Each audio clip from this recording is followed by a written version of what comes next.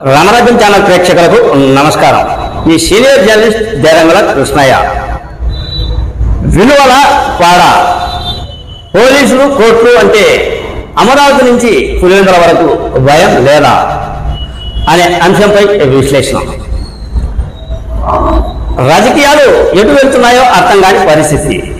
అసలు రాజకీయ నాయకులు కోర్టుకు వెళ్ళాలన్నా పోలీస్ స్టేషన్కు వెళ్ళాలన్నా అదేదో మన చుట్టరికం మాదిరి బంధువుల ఇళ్లలోకి వెళ్తూ ఉన్నట్లు అత్యుత్సాహం చూపే పరిస్థితులు నేటి రాజకీయ స్థితిగతులు చోటు చేసుకున్నాయి.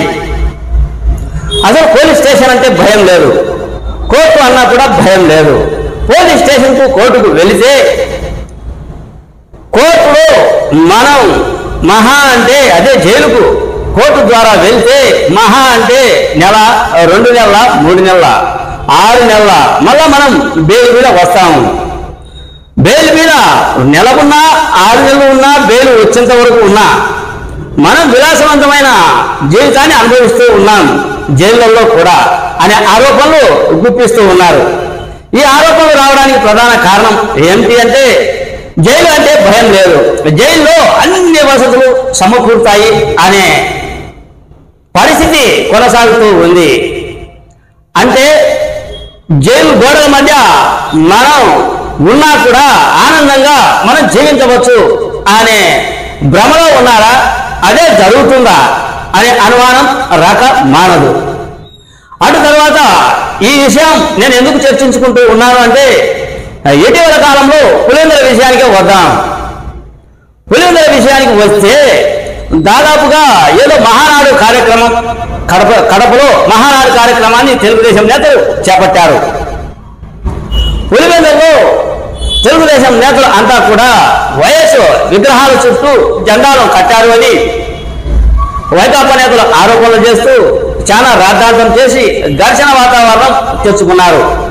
అందులో భాగంగా తెలుగుదేశం జెండాలను పీకి వేశారు, కొంతమంది జెండాలను కాళ్ళతో తొక్కారు అని ఆక్రోశం వెల్లగక్కి తెలుగుదేశం నేతలు వైకాపా నేతల మీద కేసులు పెట్టారు.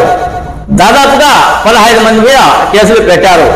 ఆ కేసులో భాగంగా ఎంపీ అవినాష్ రెడ్డి, పిఏ రాఘవరెడ్డి కూడా ఈ కేసులో ఉన్నాడు.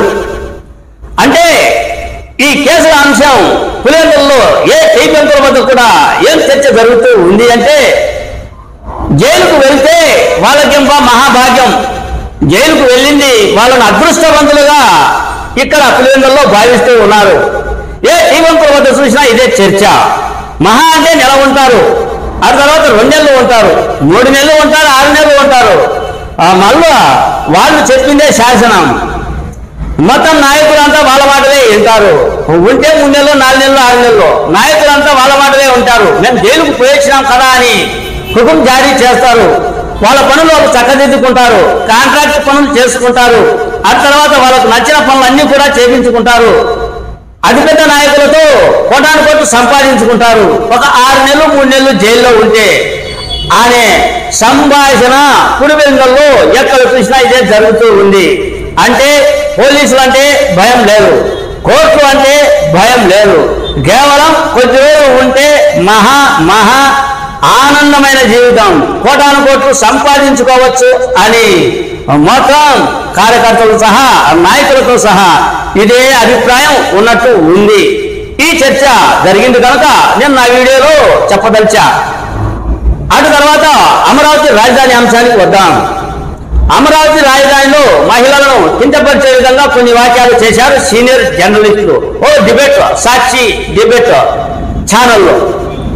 ఆ విధమైన మాటలు మాట్లాడేందుకూడదు. ఎందుకు మాట్లాడేందుకూడదు అంటే మహిళలు అంటే అందరూ గౌరవించాల్సిందే. యావత్ భారతదేశం అంతా కూడా మహిళల పట్ల ఎంతో ఆదరాభిమానాలు చూపిస్తూ ఉన్నారు. తల్లి మహిళే, అక్కే మహిళే, ఆ తర్వాత మన బంధువులలో కూడా మహిళలు ఉన్నారు. మొత్తం అంతా మహిళల పాత్ర ఎంత ఉంది అనేది అందరికీ తెలిసిన అంశమే.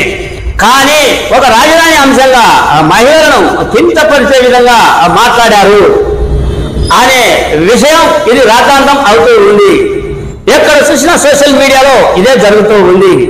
మహిళలు ర్యాలీలు, ధర్నా కార్యక్రమాలు ఆంధ్రప్రదేశ్లో చేస్తూ ఉన్నారు.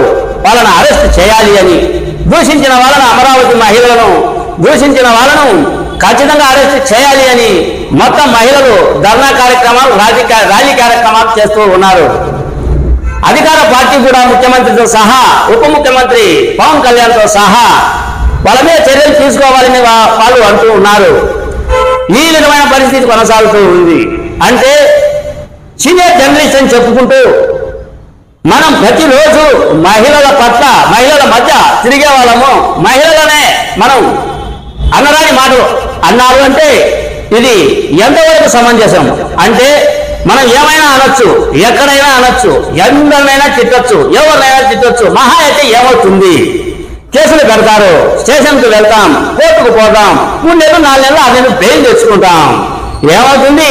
నేతల దృష్టిలో పడితే 3 నెలలు 4 నెలలు కష్టం ఉండదు.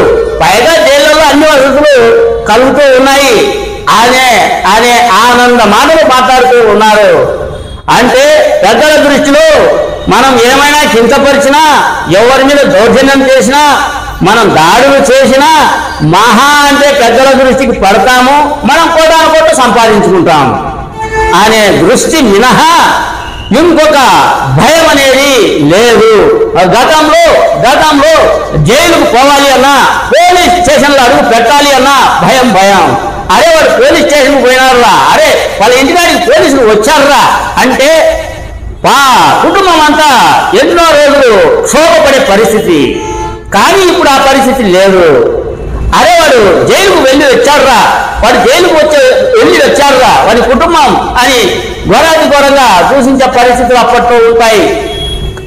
ఆ విధమైన అవమానాలు ఎదుర్కొనే పరిస్థితి, జైలుకు వెళ్ళాలి అంటే భయం కలిగేది. కానీ ఇప్పుడు జైలుకు వెళ్తే, జెండాలు మోస్తే, నాయకుడు అండదండలు ఉంటే జైల్లో విలాసవంతమైన జీవితం, అనంతరం కోటాను సంపాదించే జీవిత లక్ష్యం. కోర్టు చుట్టూ మనం తిరిగే పరిస్థితి.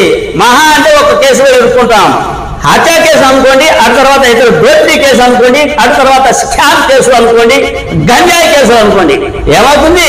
3 నెలలు 4 నెలలు 6 నెలలు మళ్ళీ ఆనందంగా ఉత్సాహంగా కోర్టులో ఆ కేసు నాంటూ ఉంటుంది. ఎన్ని ఏళ్ళకు తేల్చరో అనే ధైర్యం, అనే కోణం. ఈ విధమైన పరిస్థితుల్లో నాయకులు కావచ్చు, కార్యకర్తలు కావచ్చు, చోటా నాయకులు కావచ్చు, ఈ రాజకీయం ఆంధ్రప్రదేశ్ లో పులివెందుల నుంచి రాజధాని వరకు జరుగుతూ ఉంది. అసలు ఈ రాజకీయ నాయకులు ఏం సందేశం ఇవ్వాలని భవిష్యత్తులో ముందుకు వెళ్లే యువతకు, జైల్లోకి వెళ్తే కోర్టుకు సంపాదించి కాలంలో తిరిగితే వాళ్ళను చూసి యువత పని బాటలు చేసే పరిస్థితి వస్తుందా? నేరాల వైపు మొగ్గు చూపుతారు కదా. అదే విధమైన జైళ్లలో కోర్టుకు వెళ్తే, జైళ్లలోకి వెళ్తే విలాసవంతమైన జీవితం గడిపితే ఈ చదువెందుకు, ఈ ఉద్యోగాలు ఎందుకు? ఒక్క నెల పాటు, ఒక 2 నెలల పాటు, ఒక 6 నెలల పాటు జైల్లో ఉన్నాం, నాయకుల చెంతకు వెళ్దాం, జెండా మోద్దాం, ఏమవుతుంది? కోటాను సంపాదిస్తాం అనే యువతకు రాజకీయ నాయకులు సందేశం ఇస్తున్నారా? ఎటు వెళ్తుంది ఈ సమాజం? కోర్టు అంటే భయం లేదా, పోలీసులు అంటే భయం లేదా అన్నదే నా ఈ చిన్న వీడియో.